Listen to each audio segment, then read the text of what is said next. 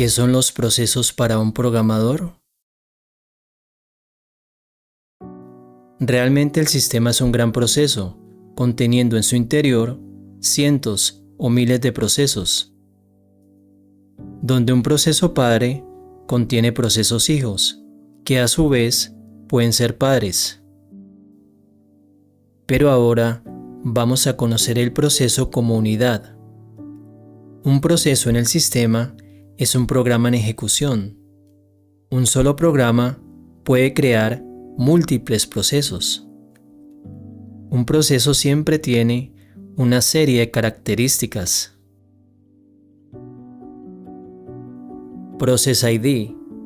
Cada proceso tiene su propio ID, que el sistema operativo puede identificar. Status. Cada proceso tiene un estado. Puede estar corriendo, esperando, detenido o listo para ser ejecutado. I/O. Información sobre los dispositivos de entrada-salida que utiliza el proceso. Prioridad del proceso. También tiene una prioridad en el orden de ejecución en el sistema.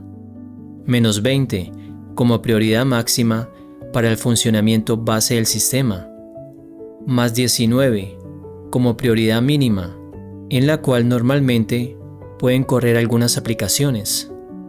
También tenemos 0 como prioridad estándar. También a cada proceso el sistema le asigna recursos para su correcta ejecución. Memoria, donde se guardan los archivos durante el proceso de ejecución y respuesta. CPU. También se le asigna un tiempo de ejecución a cada proceso, medido como porcentaje de CPU. Todo, absolutamente todo, siempre está ejecutando procesos. Todos ellos pueden correr en un orden preestablecido, determinado principalmente por el sistema operativo.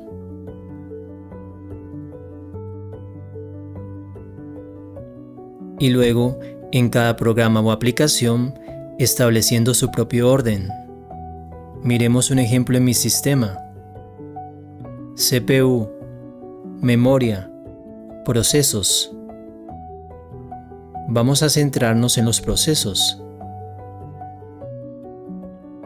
Primero tenemos el ID del proceso, el nombre del programa, el pad del proceso, donde se encuentran los binarios.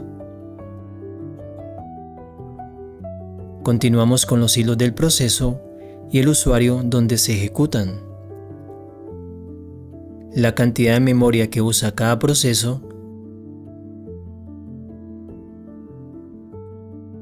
y el tiempo en CPU medido como porcentaje.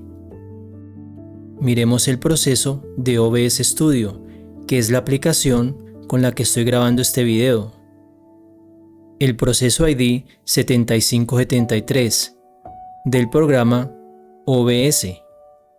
El comando donde se encuentran los binarios ejecutables. 23 hilos que se están ejecutando simultáneamente. Los 368 MB de memoria y el porcentaje en CPU. Ya para terminar, procesos en segundo plano.